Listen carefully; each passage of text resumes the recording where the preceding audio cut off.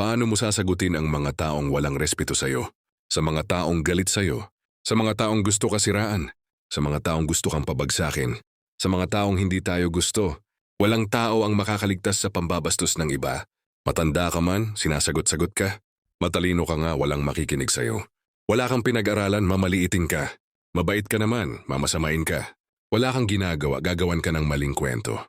So papaano natin sasagutin ang mga ganyang tao na hindi tayo ginagalang? Ano ang magandang gawin? Pag napakasama na nila sa'yo, sundan natin ang halimbawa ng ating Panginoon. Siya ay nagtuturo. Siya'y nangangaral mismo sa kanyang mga kababayan. Mga kamag-anak niya, mga kaibigan niya.